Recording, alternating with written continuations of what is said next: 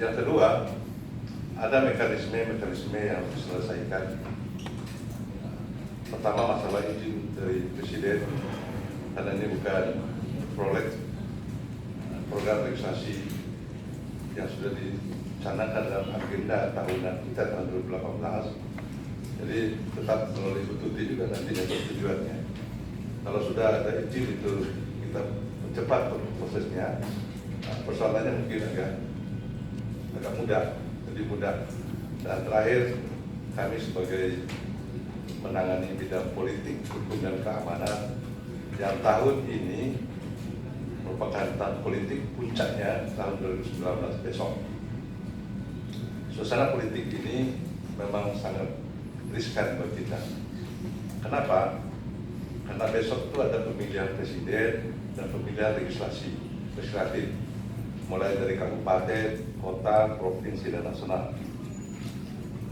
Perubahan nama ini juga akan berdampak pada daftar pemilih tetap yang KPU sudah tetapkan.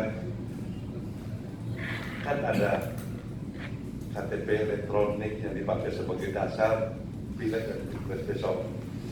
Kalau ini menjadi bahan nanti bagi orang-orang yang tidak senang tentang pelaksanaan pemilu tahun 2019, ini menjadi bumerang juga bagi kita.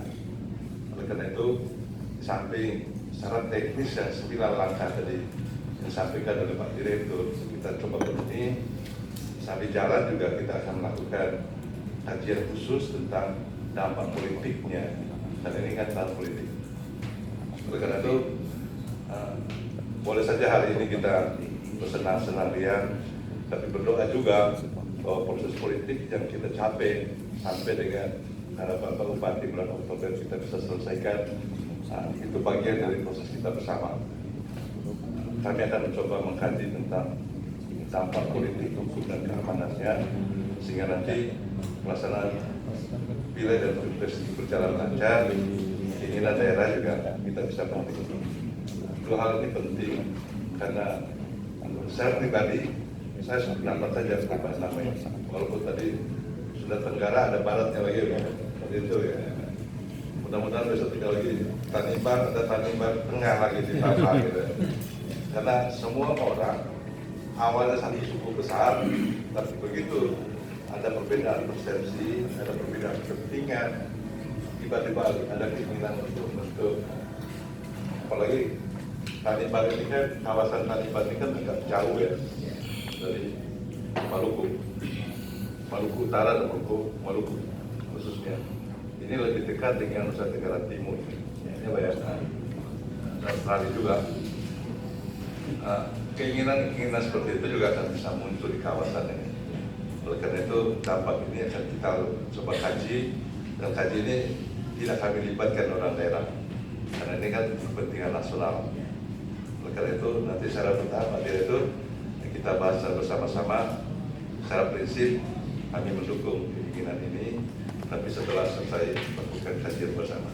Bisa cepat, bisa lama. Cepatnya kalau semua kita mendukung bersama-sama untuk menyelesaikan. Terima kasih Pak Direktur. Terima kasih Pak Menteri. Jadi kira-kira nanti apa dampak perubahan nama ini, mungkin kepada dokumen-dokumen dan sebagainya, dan dampak-dampak politis yang memang harus diantisipasi, sudah disampaikan Pak Safei. Nah, mungkin arah ke usulan ini dari sisi proses penerbitan PP, mungkin di sini ada Bu Tuti dari Kumham juga ada, kemudian dari Biro Hukum. Tapi kami silakan dulu Bu Tuti, mungkin ada masukan-masukan, silakan.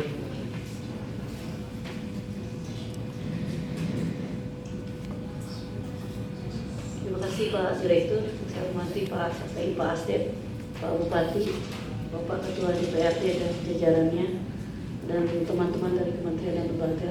Assalamualaikum warahmatullahi wabarakatuh. Salam sejahtera untuk kita semua. Selamat siang. Salam. Mungkin saya langsung saja mungkin Pak. Kalau mencermati data atau informasi yang tadi disampaikan, baik itu tertulis, kami juga sudah belajar di naskah akademiknya Pak. Dan tadi juga disampaikan oleh Pak Bupati, kelihatannya kalau dari syarat administratif kami kira sudah tidak ada persoalan, sudah prosedur sudah dilalui, mulai dari bottom up ya, dari masyarakat, bupati, DPRD, dan sudah ada surat gubernur, Pak Mendagri. Dan ini karena nantinya instrumennya adalah peraturan pemerintah dan kita memang ada sistem di dalam menyusun peraturan pemerintah. Ada 2 pintu.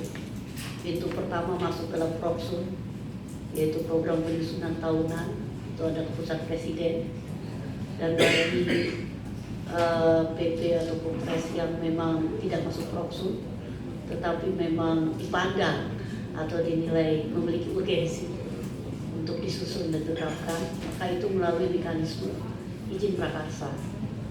Maka proses dari sini tentu nanti ini telah disampaikan kepada Bapak Mendagri. Bapak Mendagri melalui Pak Direktur tentu akan melakukan pengkajian termasuk hari ini apa ya. Dan dalam hal memang secara konsep atau secara prinsip bahwa ini bisa diproses, tentu akan diajukan kepada Presiden baru pada tahap meminta izin, Pak. Meminta izin untuk menyusun RPP ini. Karena prinsipnya adalah substansi pokok dari RPP ini adalah perubahan nama. Jadi sebetulnya pasal-pasalnya tidak banyak, tapi substansi pokoknya.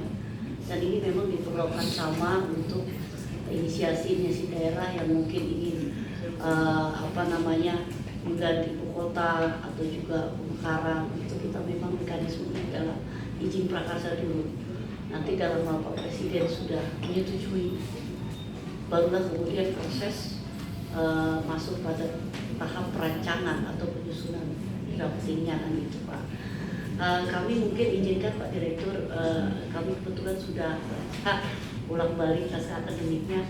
Mungkin kami juga dalam forum ini mungkin ingin minta tambahan penjelasan saja Pak. Karena pengalaman kami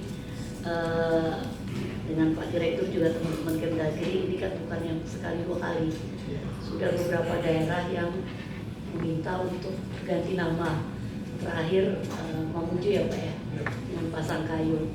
Dan dinamika atau situasi di masing-masing daerah itu selalu berbeda, selalu unik. Persoalan-persoalan yang tadi sudah disinggung oleh Pak Safei dari Aspek dan Populkam juga selalu berbeda. Akan tergantung pada bagaimana tingkat kohesi atau variasi dari masyarakat dan kultur budaya setempat. Nah mungkin satu hal aja, Pak Bupati mohon izin bahwa saya menggarisbawahi bahwa dulunya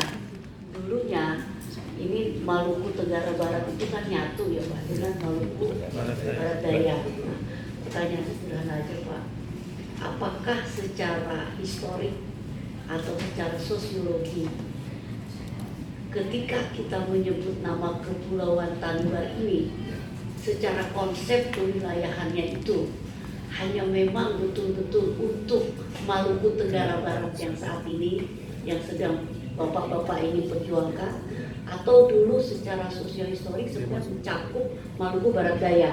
Nah ini perlu kehati-hatian. Jadi nanti jangan juga saling mengklaim gitu loh ini nama ini kan sebetulnya milik kita baru-baru nih. Karena soal kewilayahan ini kan begitu Pak ya. Itu aja sebetulnya kami minta klarifikasi soal itu. Dan yang kedua tadi menyambung dari Pak Asdep, betul Bapak bahwa ini kita timingnya kan sedang memasuki sebetulnya bukan tahun politik, tahun demokrasi dan sebentar lagi kita mulai, sebentar lagi Pilpres. Bahkan kemarin itu sudah ada statement dari pejabat dari Dirjen Apinduk ya Pak ya, bahwa bagi para warga negara atau penduduk yang tidak punya KTPL itu akan terancam kan kira-kira ya, tidak bisa mengikuti pemilu mendatang. Nah ini kan akan ada kaitannya dengan penamaan baik itu dari KTP elektronik maupun DPT yang sudah disahkan oleh KPU. Nah saya kira mungkin terkait bahwa dampak ini mungkin harus disinggung ya Pak ya.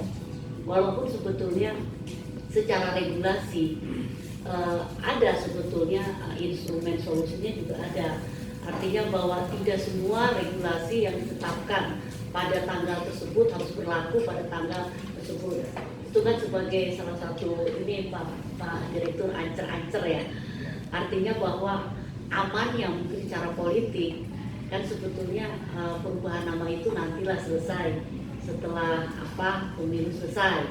Sama ketika dulu kita juga mengajukan pengesahan daerah otonom baru, kan itu selalu ada klausul bahwa penyesuaian nama dan sebagainya itu kan menunggu dulu 1 tahun atau 2 tahun berikutnya, dan setelah pemilu berikutnya kan seperti itu ya Pak.